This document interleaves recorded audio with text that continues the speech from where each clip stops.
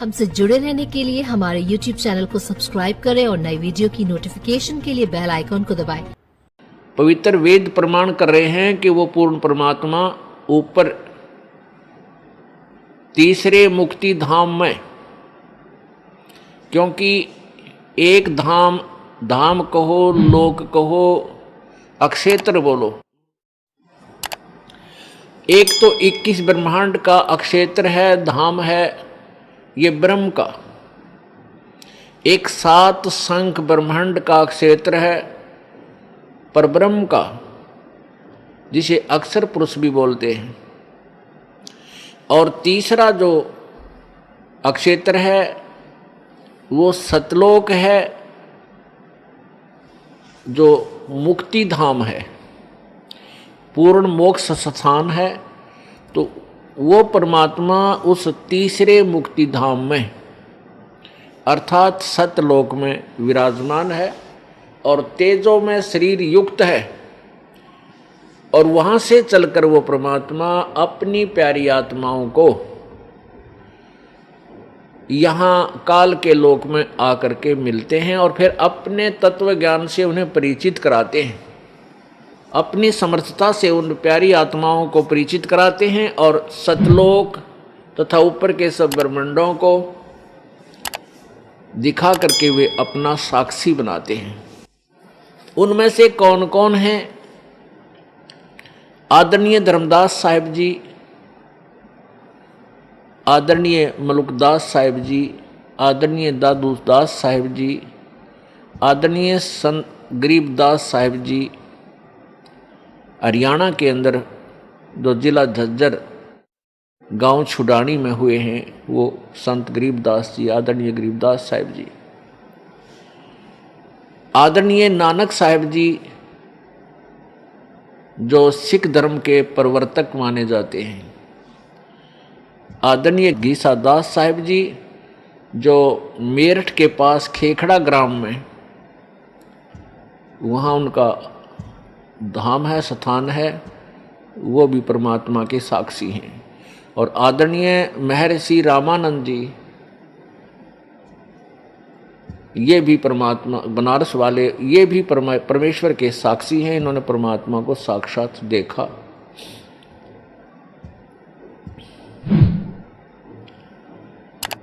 पुण्यात्माओं,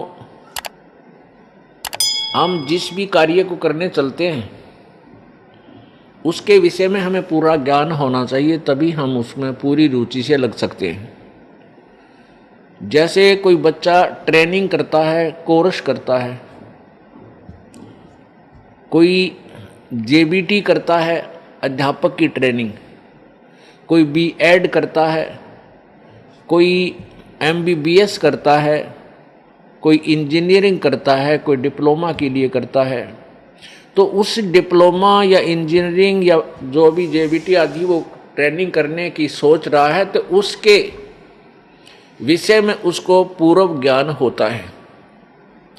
start करने से पहले उसको पूर्ण ज्ञान होता है कि इस कोर्स के, इस ट्रेनिंग के करने से मुझे क्या बेनिफिट होगा। तब वो बच्चा उस पर तन मन धन से लग जाता है और सफल हो जाता है। इसी प्रकार हमने अपने आध्यात्मिक कोर्स को, आध्यात्मिक ट्रेनिंग को सिलेक्ट करने से पहले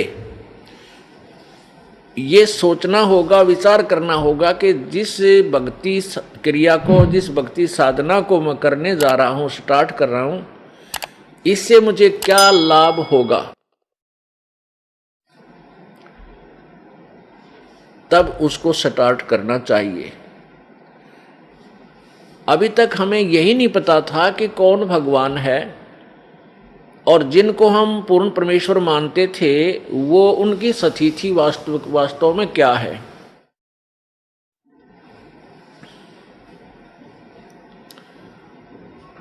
हमने रजगुण श्री ब्रह्मा जी, सतगुण श्री विष्णु जी और तमगुण श्री शिव जी को सर्वेश्वर, महेश्वर, मृत्युंजय, कालज्य और सर्वेश्वर, सर्व ब्रह्मांडों के रचयिता सर्व दुख हरण कर, सब सर्व दुख हरण करता, आदि आदि ना जाने कितनी उपमाओं से जाना था।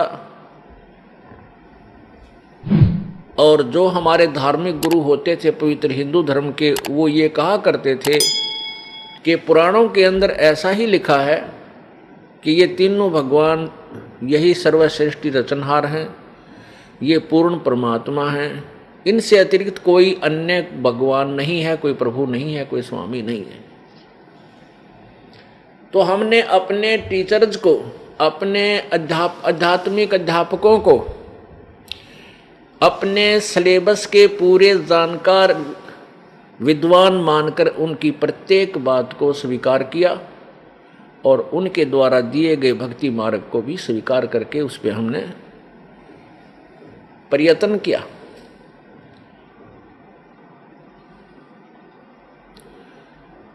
तो उसका प्रतिफल क्या रहा कि मानव समाज में गिरावट आती ही चली गई। न कोई समाज सुधार हुआ, न कोई हाहाकार मिटा, और न ही ये चोरी ठगी आदि का कोई त्रुटि कमी नहीं आई। क्यों नहीं आई? क्योंकि हम परमात्मा के गुणों में बहुत कुछ सुना करते थे। परमात्मा अंधे को आंख दे दे, परमात्मा अपाहिज को पैर दे करके पहाड़ पर चढ़ने योग्य बना दे,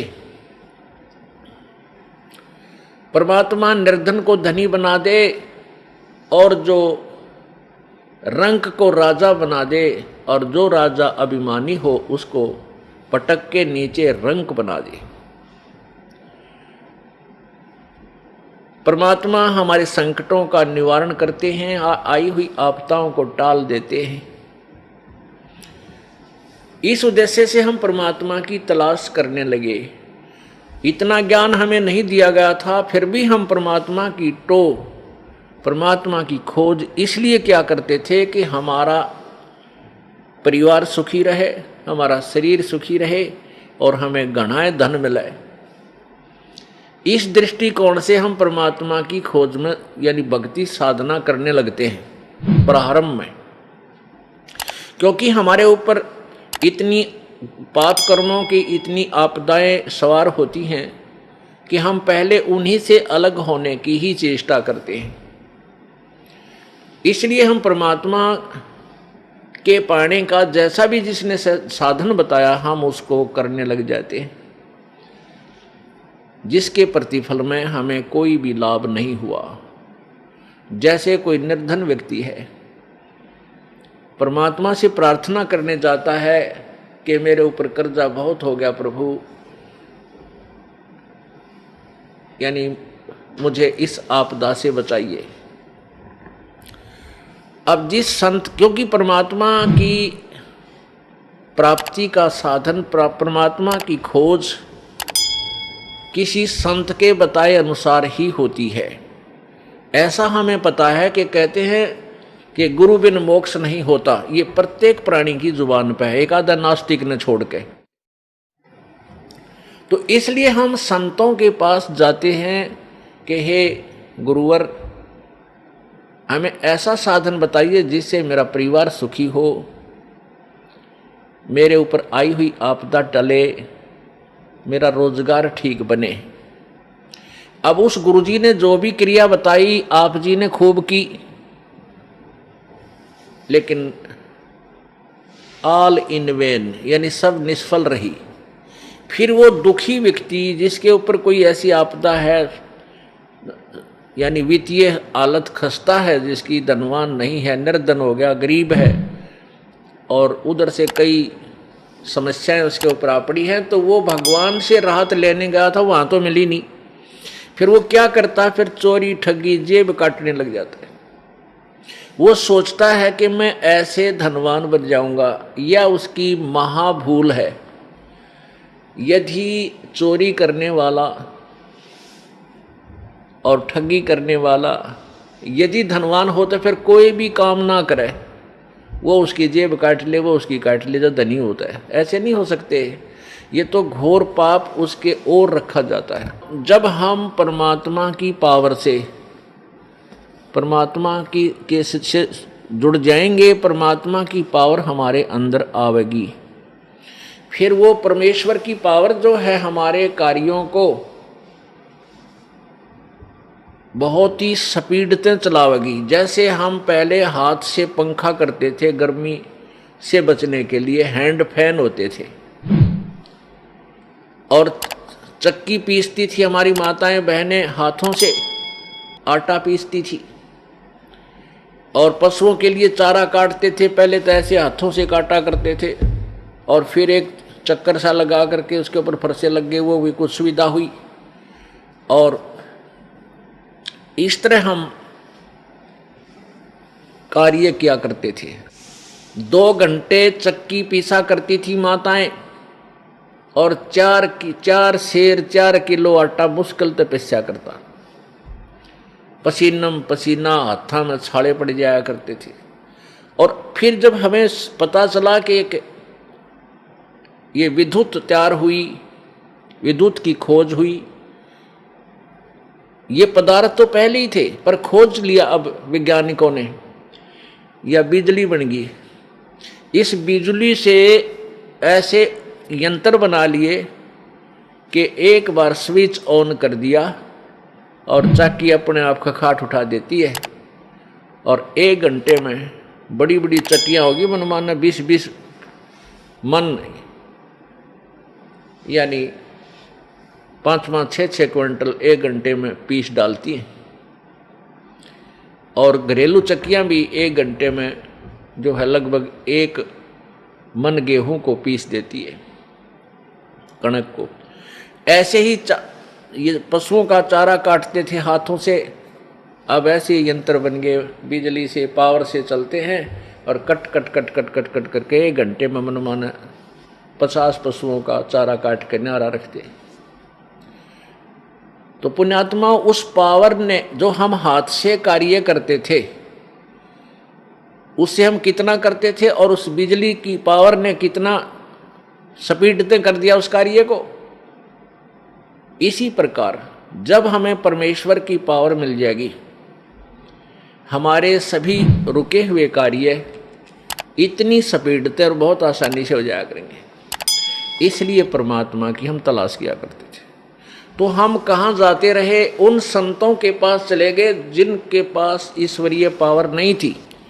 वो संत खाली खोखा थे, ऊपर बोर्ड लगा रखा था पावर हाउस, और अंदर गाड़ रखे थे कीकर के खुट्टे लठ, और उनका तार बांध के लिख रहे थे पावर हाउस। कहने का भाव ये है कि वे स्वयं परमात्मा से कनेक्टेड नहीं थे, वो ईश्वरीय पावर से संबंधित नहीं थे, कनेक्टेड नहीं थे, और अन्य अपने उपभोक्ताओं को यानी शिष्यों को मूर्ख बनाए हुए थे कि ले जाओ नाम और तुम्हारे हो जाएंगे काम। नहीं हो सकते। अब उन भोली आत्माओं ने, शिष्यों ने अपने गुरुदेव को पावर हाउस मान के उस तक कनेक्शन ले रखे, और कोई 20 वर्ष से चिपका हुआ है, कोई 25 वर्ष से, कोई 30 वर्ष से, कोई 15 वर्ष से, कोई 5 वर्ष से, और सबकी दुर्गति हो रही है, डाउनफॉल हो रहा है उनकी हर स्थिति में।